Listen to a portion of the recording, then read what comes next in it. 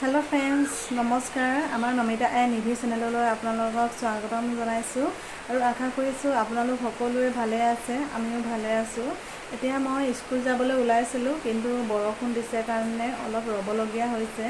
আৰু ভাবিলো আজি যেহেতু 5 জুন তাৰিখ বিশ্ব পৰিৱেশ দিৱস সেইকাৰণে মোৰ মনৰ কথাবোৰ আপোনালোকৰ লগত শ্বেয়াৰ কৰো আৰু আপোনালোকৰ মতামতো মোৰ কমেন্ট বক্সত কমেন্ট কৰি জনাব তেতিয়া ভাল পাম। আজি 5 জুন তাৰিখ বিশ্ব পৰিৱেশ দিৱস সমগ্ৰ বিশ্বতে পালন কৰা হয় আৰু আজি দিনটো চাগে আপোনালোকেও গছপুলি ৰুবলৈ ঠিকঠাক কৰিছে নহয়নে বাৰু আৰু বতৰো ভাল গছপুলি ৰুবৰ কাৰণে সেইকাৰণে আমাৰ বিদ্যালয়টো আজি দিনটোত গছপুলি ৰোপণ কৰা হ'ব আৰু লগতে বিশ্ব পৰিৱেশ দিৱসৰ লগত সংগতি ৰাখি চিত্ৰাংকন প্ৰতিযোগিতা আৰু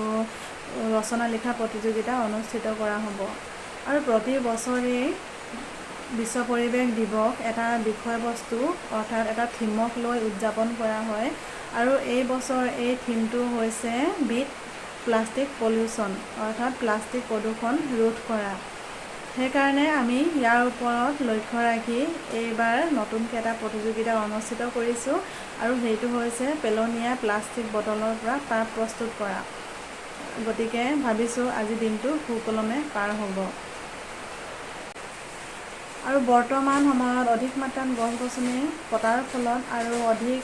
পৰিমাণে প্লাষ্টিকৰ বস্তু ব্যৱহাৰ কৰাৰ কাৰণে ই পৰিৱেশৰ ওপৰত বহুত বেয়া প্ৰভাৱ পেলাইছে। সেইকাৰণে আমি আজি সকলোৱে সংকল্প ল'ব লাগিব যে আমি পানীৰ অপব্যৱহাৰ নকৰোঁ লগতে আমি গছ পুলি ৰোপণ কৰিম আৰু প্লাষ্টিকৰ বস্তু আমি কমকৈ ব্যৱহাৰ কৰিম বুলি আমি সংকল্প ল'লেহে আমাৰ ভৱিষ্যত প্ৰজন্ম সুৰক্ষিত থাকিব আৰু আজি আমি 5 জুন তাৰিখে কেৱল গছ পুলি ৰুলেই নহ'ব আমি তাৰ চোৱা চিতাও কৰিব লাগিব আৰু ডাঙৰ দীঘলো কৰিব লাগিব নহ'লে আজি যদি আমি গছপুলি ৰুই কেৱল ফটো আৰু ভিডিঅ' কৰি থৈ দিওঁ তেতিয়াহ'লে কিন্তু সেই ফটোতেই থাকি যাব। সেইকাৰণে আমিও প্ৰতিশ্ৰুতিবদ্ধ হ'ব লাগিব যে আজি আমি যি গছপুলি ৰুম বা ভৱিষ্যতলৈ যি গছপুলি ৰুম সেইবোৰৰ আমি চোৱা চিতা কৰিম কাৰণ 5 জুন তাৰিখে বিশ্ব পৰিৱেশ দিৱস পালন কৰাৰ উদ্দেশ্যই হৈছে সমাজক বা ছাত্ৰ ছাত্ৰীসকলক প্ৰকৃতিৰ ৰক্ষা আৰু সংৰক্ষণৰ প্ৰতি সচেতন কৰি তোলা। সেইকাৰণে আজিৰ দিনটোত আমি বিশ্ব পৰিৱেশ দিৱস হিচাপে পালন কৰোঁ আৰু আমি এটা কথা সকলোৱে জানো যে সুস্থ পৰিৱেশতহে জীৱৰ সৃষ্টি বৃদ্ধি আৰু বিকাশ সম্ভৱপৰ হয়। সেয়েহে আমি আমাৰ চাৰিওফাল পৰিষ্কাৰ পৰিচ্ছন্ন কৰি ৰাখিব লাগিব তেতিয়াহে আমাৰ ভৱিষ্যত প্ৰজন্ম সুৰক্ষিত হ'ব আৰু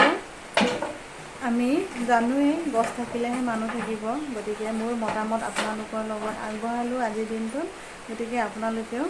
কমেণ্ট বক্সত কমেণ্ট কৰি জনাব। গতিকে আজিলৈ ইমানতে ৰাখিছোঁ পুনৰ সকলোকে আজি বিশ্ব পৰিৱেশ দিৱসৰ শুভেচ্ছা জ্ঞাপন কৰিছোঁ আৰু আজিলৈ সামৰিছোঁ।